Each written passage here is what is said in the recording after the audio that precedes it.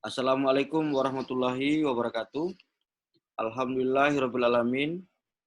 Pada kesempatan ini saya Dr. Hardianto Janggi, SMH, sebagai dosen pada Fakultas Hukum Universitas Muslim Indonesia akan menyampaikan materi kuliah pendidikan anti korupsi, di mana pada materi ini adalah dengan topik ya dampak masif korupsi ya. Baik ya, saya menyampaikan materinya ya. Dampak masif korupsi ya. Nah, yang pertama adalah bahwa korupsi tidak hanya berdampak terhadap satu aspek kehidupan saja. Korupsi ini menimbulkan efek domino yang meluas terhadap eksistensi bangsa dan negara. Jadi tidak hanya pada satu sisi, tapi korupsi juga ini berefek pada berbagai sisi yang lain atau berefek domino. Jadi ketika satu sisi, contoh dalam hal aspek politik, dan dia akan berkaitan juga dengan aspek hukum. Aspek hukum akan berkaitan juga dengan aspek ekonomi. Jadi dia saling berketerkaitan. Makanya korupsi ini dikenal sebagai kriminal extraordinary atau kejahatan yang luar biasa. Karena salah satunya adalah alasan dikatakan sebagai kriminal extraordinary adalah karena kejahatannya ini karena akibat dari korupsi ini adalah akan berdampak meluas atau berdampak domino terhadap akibat dari korupsi yang terjadi ya. Meluasnya praktek korupsi di suatu negara akan memperburuk kondisi ekonomi. Misalnya, harga barang menjadi mahal, kualitas yang buruk, dengan kualitas yang buruk, akses rakyat terhadap pendidikan kesejahteraan menjadi sulit, keamanan suatu negara terancam, kerusakan lingkungan hidup, citra pemerintahan yang buruk di mata internasional, sehingganya menggoyahkan sendi-sendi pemilik modal asing, krisis ekonomi yang berkepanjangan dan negara pun menjadi semakin terprosok dalam kemiskinan. Jadi korupsi ini yang tadi saya katakan bahwa berefek domino, ya jikalau kemudian dalam hal ketika kemudian uang negara yang kemudian dikorupsi tersebut, yang sepatutnya akan membiayai soal pendidikan dan soal kesehatan bagi masyarakat untuk meningkatkan kualitas hidup, kemudian telah dikorupsi, maka akan menjadi sulit bagi warga negara untuk mendapatkan hak-hak mendasar tersebut, terutama dalam hal pendidikan dan kesehatan. Nah, oleh karena itu akan mempengaruhi terhadap kualitas kehidupan warga negara. Begitupun dalam hal bagaimana harga barang yang menjadi mahal, yang tidak diimbangi dengan pendapatan warga negara yang cukup dalam terpenuhnya harga barang yang mahal tersebut. Ini akan berdampak pada suatu krisis di mana akan menjadi terperosok dalam kemiskinan. Nah, ini pernah kita terjadi dalam krisis ekonomi kita di tahun 1998, sehingganya puncaknya ya berjolak dengan turunnya mahasiswa yang kemudian saat itu kemudian kita dilanda oleh krisis moneter saat itu ya. Nah, oleh karena itu ini adalah dampak-dampak itu semua yang tidak lain oleh negara ini, oleh bangsa ini akan bagaimana untuk menjalankan negara ini dengan baik sehingganya diharapkan untuk kemudian tidak terjadinya suatu korupsi yang mana akan berdampak pada hal-hal yang saya kira yang paling mendasar tadi itu, soal akses pendidikan yang dapat didapatkan dengan mudah oleh masyarakat, dan kemudian dalam aspek kesehatan, contoh terpenuhinya dokter spesialis, dapat terpenuhi alat kesehatan yang memadai, sehingga ini akan meningkatkan kualitas hidup warga negara. Nah, dalam hal dampak masif korupsi, saya mengambil 4 dampak, yaitu pertama bidang ekonomi, bidang sosial, bidang politik, dan bidang hukum ya. Yang pertama kita bedah bidang ekonomi. 1, dampaknya adalah lesunya pertumbuhan ekonomi dan investasi. Korupsi mempersulit pemulihan ekonomi dengan membuat distorsi. Ini distorsi adalah suatu pengambil keuntungan secara sendiri dan atau kemudian penyimpangan ya, dan efisiensi yang tinggi ya. Jadi sifatnya adalah suatu pembangunan yang kemudian yang dijalankan dalam hal suatu terjadi penyimpangan dalam proses pembangunan tersebut, sehingganya bahwa akan berdampak pada dalam sektor privat, korupsi meningkatkan ongkos niaga karena kerugian pembayaran yang ilegal, ongkos manajemen dalam negosiasi dengan pejabat korup. Ini ya, jadi sifatnya kalau dalam hal pembangunan ekonomi yang kemudian ada distorsinya tadi, ketidakefisiensian tinggi, ini akan menghambat pertumbuhan ekonomi dan investasi. Sehingganya bahwa investasinya ini kita berkembang.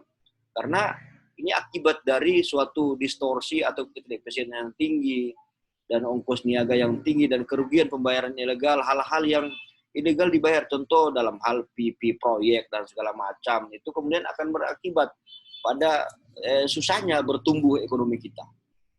Ini salah satu dari korupsi karena akibat dari amanah dalam hal pemerintahan tersebut tidak dijalankan dengan baik, sehingganya itu tadi saya katakan bahwa ini akan berdampak dalam hal bidang ekonomi yang tidak diharapkan ya. Kemudian penurunan produktivitas. Ini berbagai upaya seperti pendirian pabrik-pabrik baru dan usaha baru atau usaha untuk memperbesar kapasitas produksi untuk usaha yang sudah ada menjadi terkendala dengan tidak adanya investasi. Karena negara kita kemudian kurangnya kepercayaan di mata internasional, para investor dari negara luar kemudian akan sulit untuk kemudian bagaimana memasukkan investasinya ke Indonesia karena itu tadi, karena kondisi ekonomi kita yang kurang bertumbuh dengan baik dan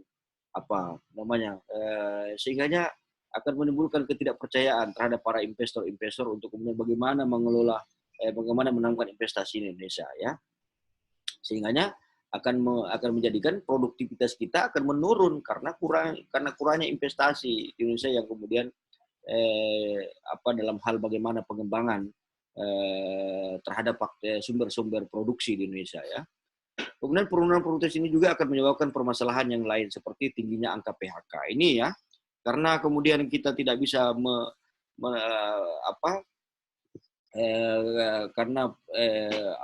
dalam hal pengelolaan suatu perusahaan yang sulit untuk kemudian bagaimana dalam hal angka pembiayaan terhadap suatu proses barang, kemudian pembiayaan terhadap produksi barang yang kemudian terlalu tinggi dan kemudian minimnya harga minat masyarakat. Nah, apa yang terjadi bagi pemilik modal, bagi pemilik perusahaan akan mengakibatkan terhadap PHK yang cukup tinggi dan ini sehingganya akan mengakibatkan suatu pengangguran. Nah, apa yang terjadi adalah ujung-ujungnya adalah kemiskinan masyarakat karena adanya PHK dan adanya sehingganya pengangguran. Jadi saya kira ini bahwa kalau ini dikelola dengan baik dan dalam hal ini bagaimana peningkatan produksi kita ini kemudian menjadi kualitasnya baik, terbukanya sektor-sektor suatu usaha-usaha yang baru, dan kemudian bagaimana dengan menjaga suatu pendapatan masyarakat menjadi stabil, sehingganya saya kira apa yang kemudian terjadi tadi, kemudian apa yang saya katakan tadi tidak akan terjadi, yaitu PHK, pemutusan hubungan kerja tidak akan terjadi karena betul-betul bahwa produksi kita ini adalah tidak terkendala oleh pemilik modal untuk bagaimana mengembangkan usahanya. Nah, oleh karena itu bahwa ujung-ujungnya di sini adalah akan menyebabkan pada kemiskinan masyarakat. Nah, kemudian bidang ekonomi juga, rendahnya kualitas barang dan jasa bagi publik. Nah, barang dan jasa, ini contoh rusaknya jalan-jalan, ambruknya jembatan, tergulingnya kereta api, beras murah yang tidak layak makan, tabung gas yang meledak, bahan bakar yang merusak kendaraan masyarakat, dan tidak nyamannya angkutan umum, ambruknya bangunan sekolah. Ini karena apa? Contoh gini, kenapa bisa ambruk begitu? Kenapa kemudian bisa parah? Kemudian bisa seperti itu kondisi bangunan kita, rusaknya jalan-jalan. Contoh jalan tersebut dalam proyeknya itu harus dengan anggaran 9 miliar contoh ya. Namun dalam pelaksanaan proyek tersebut yang seharusnya 9 miliar itu akan menghasilkan suatu kualitas jalan yang baik, ternyata karena dikorup bahwa contoh 2M ya, jadinya tinggal 7M, ya kualitas barangnya kemudian menjadi tidak baik. Apa jadinya? Jalan akan menjadi semakin rusak. Kalau kita sering nonton suatu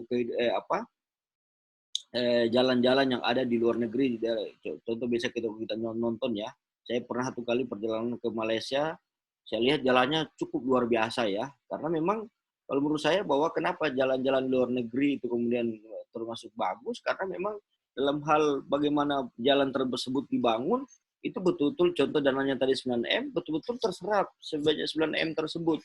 Di Indonesia, ya kalau sudah dikorup 2M, yang kemudian sisanya tinggal 7M, maka akan menjadikan tadi jalan-jalannya itu akan cepat menjadi rusak, ambruknya jembatan, kemudian dalam hal bagaimana pengadaan beras murah juga. Ya, saya kira juga harus bukan karena murah tidak berkualitas, tapi yang diharapkan adalah murah tapi berkualitas. Tapi yang terjadi adalah beras murah tetapi tidak layak makan. Contoh banyaknya berbatu. Nah, kemudian juga tabung gas yang meledak. Nah, ini juga parah juga kalau kemudian dalam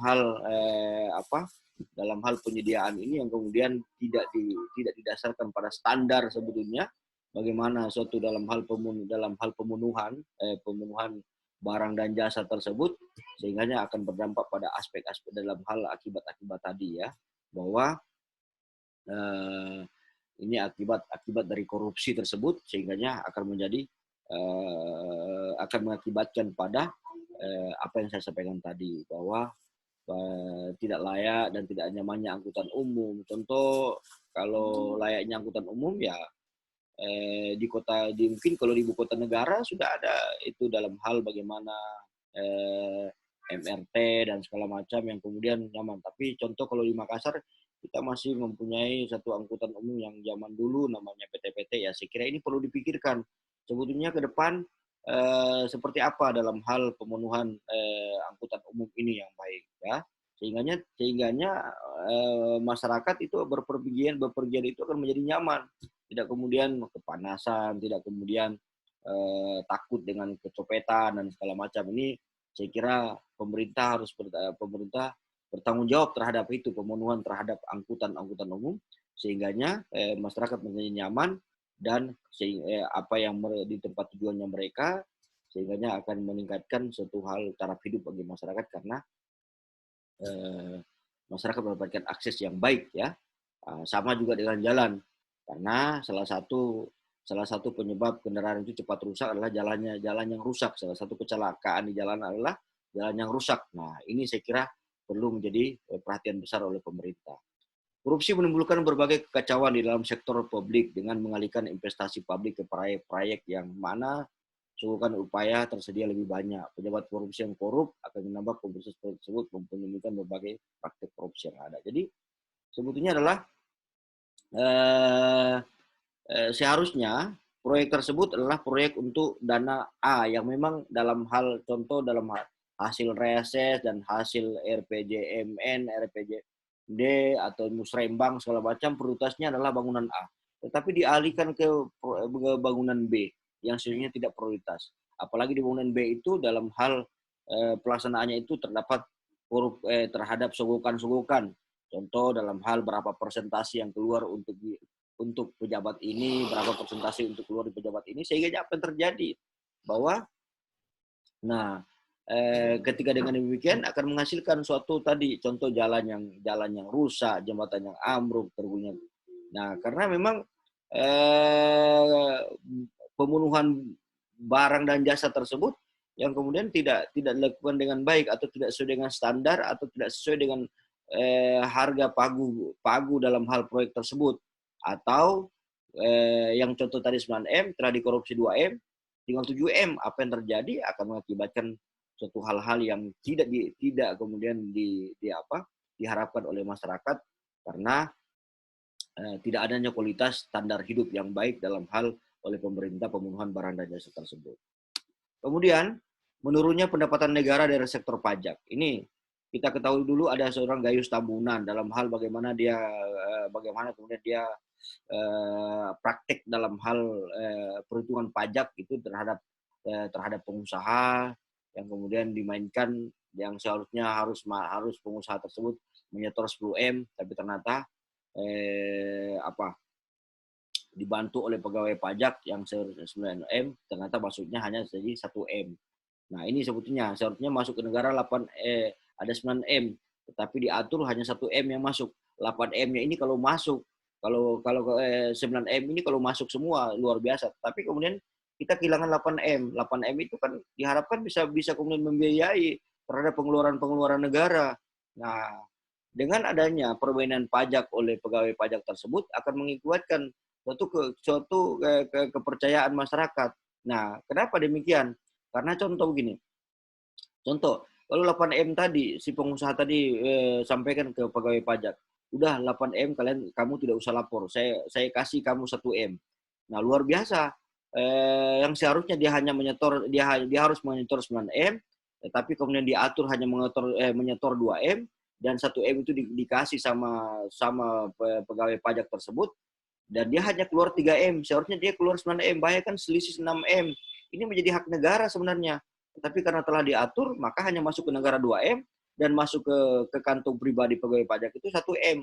Nah, ini berarti dia adalah menguntungkan diri sendirinya dalam hal bagaimana sumber pendapatan negara yang kemudian dialihkan menjadi sumber pendapatannya pribadi, atau negara telah merugi sebanyak 7M ya. Kemudian bidang sosial, kemiskinan masyarakat meningkat. Ini tadi yang kaitannya dengan ekonomi, terjadinya demoralisasi bangsa. Ini moral di mana-mana terjadi demoralisasi, bahwa kita sebutnya adalah manusia yang beradab, manusia yang kemudian warga negara Indonesia adalah warga negara yang memiliki kultur budaya yang baik dari segi adat dan segala macam. Tapi dengan adanya korupsi tersebut akan menjadikan suatu moral bangsa, contoh anak-anak kemudian tidak menghargai orang tua dan segala macam, guru terhadap murid dan segala macam, murid terhadap guru. Nah, saya kira ini suatu menjadi PR kita semua untuk bagaimana tetap menjaga kita sebagai bangsa yang beradat, dan kita sebagai bangsa yang kemudian menghargai suatu norma-norma kehidupan sosial, agama, budaya, dan ini saya kira menjadi penting untuk menjadi perhatian kita bersama, termasuk kalian sebagai mahasiswa ya. Tingkat kriminalitas meningkat. Nah, ini sering kita dengar suatu adanya geng motor, suatu adanya suatu adanya perampokan, suatu adanya prostitusi di mana-mana, dan saya kira itu dampak-dampak karena korupsi tersebut mengakibatkan masyarakat dalam hal susah mencari pekerjaan, akhirnya mencari suatu pekerjaan yang singkat dengan melakukan suatu tadi itu, contoh pemalakan di mana-mana, pembunuhan, pencurian kan. Pembunuhan bisa diakibatkan karena mungkin dia awalnya mencuri, tapi karena kedapatan sehingga dia membunuh tuan rumah dari rumah yang dicurinya tersebut. Nah, ini saya kira dampak dari di bidang sosial, tingkat kriminalitas yang meningkat. Kalau di beberapa penelitian mahasiswa yang pernah saya lihat bahwa dalam hal contoh kasus pencurian ini terjadi peningkatan, apalagi sekarang kasus korupsi menjadi peningkatan. Kita ketahui bersama bahwa belum dalam kurun waktu lama kemarin pejabat di Sulawesi Selatan terkena OTT dari KPK. Nah, ini saya kira juga. Nah, kemudian begitupun juga dengan kemarin begitupun juga dengan aspek sosial di masyarakat, contoh dalam hal terjadinya suatu pencemaran nama baik di media sosial yang kemudian menganggap bahwa itu adalah suatu hak kebebasan berpendapat, padahal di situ adalah telah mencemarkan nama baik orang lain di situ. Contoh dalam hal ini pejabat dia seorang menuliskan status di media sosial bahwa pejabat ini adalah korupsi dana ini. Ya, saya kira nggak usah disebarkan di media sosial. Kalau memang ada bukti yang cukup, silakan tidak lanjuti ke penegak hukum, karena itu akan menyangkut pada suatu kejahatan di media sosial atau di kejahatan cyber ya. Nah, karena di Indonesia adalah termasuk pengguna cyber yang cukup banyak, dan juga termasuk juga peningkatan terhadap kejahatan cyber yang cukup tinggi di Indonesia ya. Nah, kemudian bidang politik, munculnya kepemimpinan korup. Nah, ini karena pelaku para caleg, para calon bupati yang kemudian adanya membeli suara konstituen terhadap calon-calon membeli suara konstituen karena memang calon pemimpinnya kemudian apa, daripada kalau kamu memilih saya, maka saya akan kasih kalian 100.000, 200.000. Dan ini saya kira bahwa apa yang terjadi karena dia akan mengeluarkan suatu anggaran yang cukup besar untuk kemudian menuju kepada dia menjadi seorang pemimpin, maka yang terjadi adalah ke depan dia akan berpikir untuk memulangkan modal yang telah dikeluarkan tersebut. Dan sehingganya bahwa ini suatu pemimpinan yang diharapkan masyarakat ini menjadi pemimpin yang ideal, yang sesuai dengan visi misinya, akan merubah suatu tatanan kehidupan masyarakat yang dulunya kurang baik menjadi baik. Ini kemudian tidak diharapkan karena apa yang terjadi dalam perspektif ekonominya, ya saya sudah keluarkan duit, maka saya akan kembalikan bagaimana caranya mengembalikan duit saya, dan setelah itu saya akan mencari keuntungan dari situ. Nah, itu sifatnya adalah manusiawi sifatnya. Oleh karena itu sebetulnya money politik atau suap pembelian suara kepada konstituen tidak akan terjadi jika para calon pemimpin kita tidak memberikan. Dan apa yang mau diterima masyarakat kalau tidak ada yang diberi. Nah, oleh karena itu ini penting bahwa kalau kemudian dalam perhelatan pemilu ataupun pemilu kada ini kemudian tidak ada praktek-praktek begituan, maka saya pikir bahwa kepemimpinan kita akan berjalan dengan ideal. Hubungan transaksional adalah berjalan dari hulu yang pada akhirnya memunculkan pemimpin yang korup karena proses yang dilakukan oleh transaksional. Ini masyarakat seolah-olah digiring untuk memilih pemimpinan yang korup, diberikan mimpi-mimpi dan janji-janji, dan dapat rasa egois memberikan suap dari calon pemimpin tersebut. Jadi janji-janji yang diberikan, kalau kalian memilih saya akan ini, maka kalau memilih saya, jadi terlalu banyak janji yang disampaikan oleh calon pemimpin, plus ditambah juga dengan pembelian suara terhadap konstituen tersebut, maka akan menjadikan suatu pemimpin kita pemimpin yang korup karena dilatar belakangi oleh suatu proses yang memang berpotensi, proses yang memang tidak baik, atau hal tersebut adalah menjadikan mereka nanti akan menjadi pemimpin yang betul-betul tidak amanah, karena proses yang dilaluinya adalah proses yang dilakukannya adalah dari hal-hal yang kurang baik.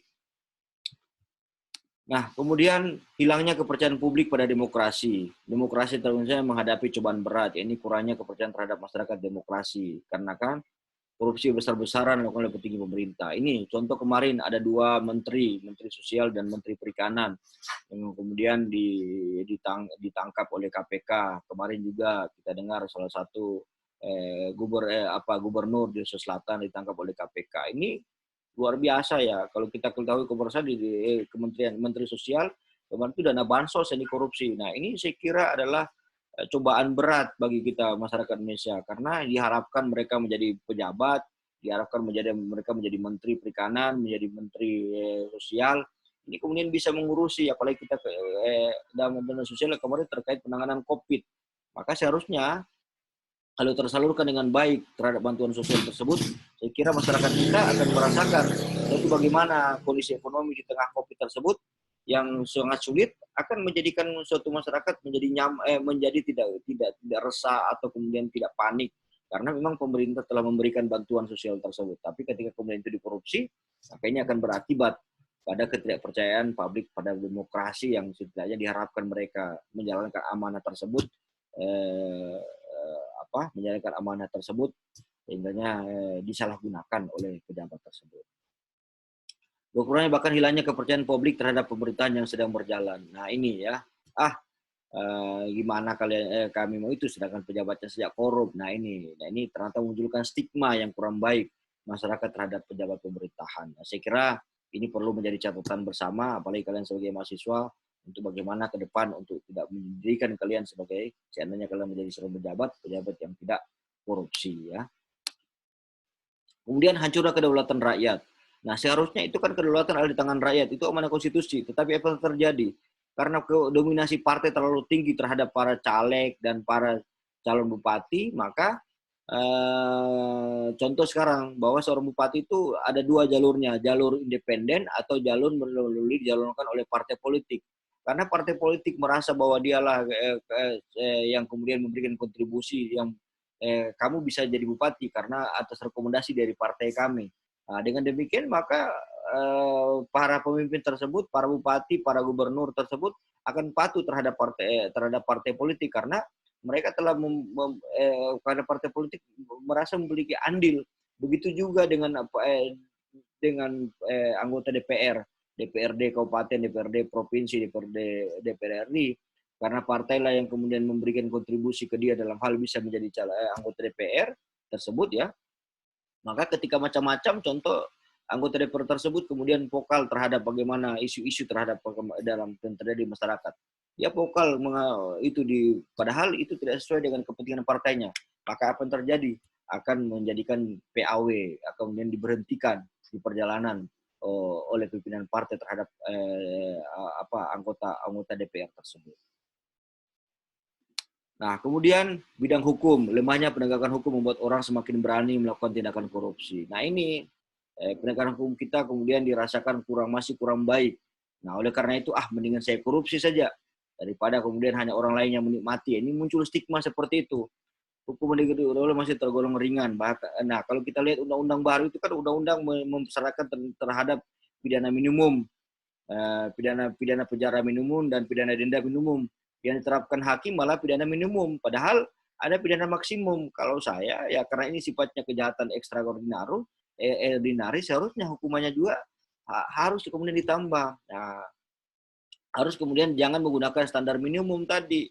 Karena akibat korupsi ini yang luar biasa. Nah, oleh karena itu bahwa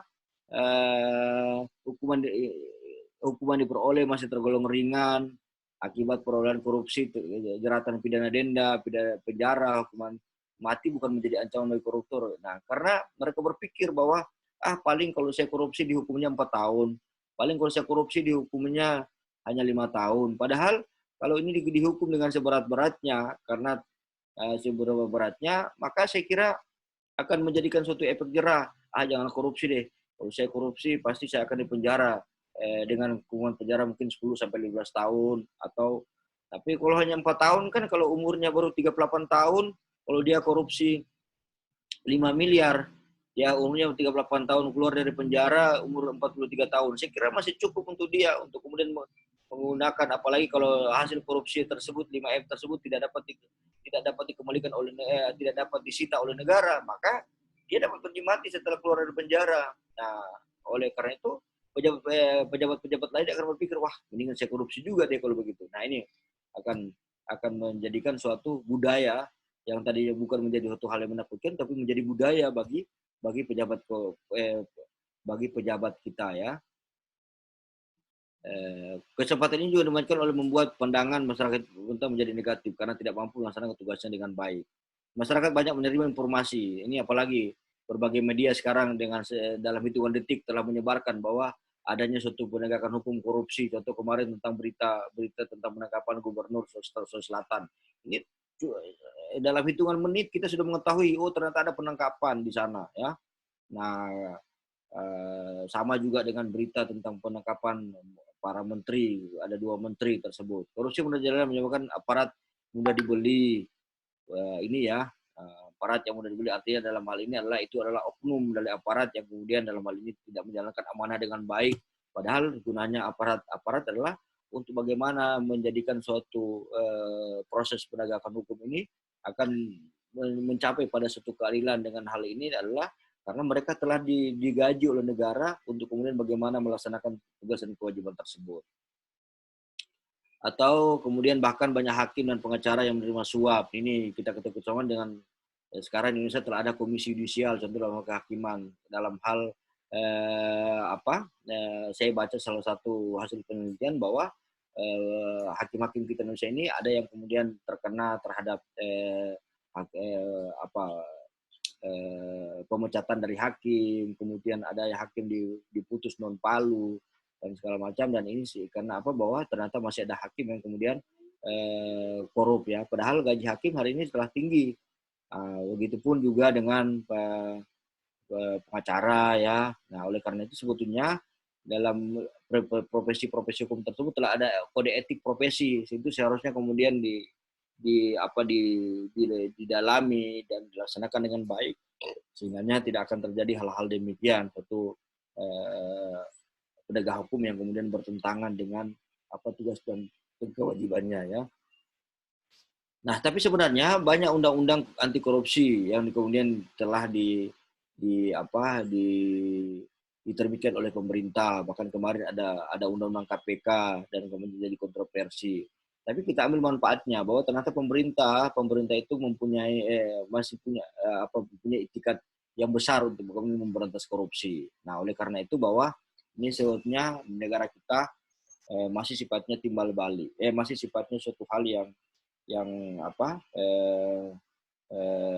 masih cukup positif sebenarnya ya, karena walaupun masih tinggi angka korupsi, tetapi keinginan pemerintah itu masih tinggi.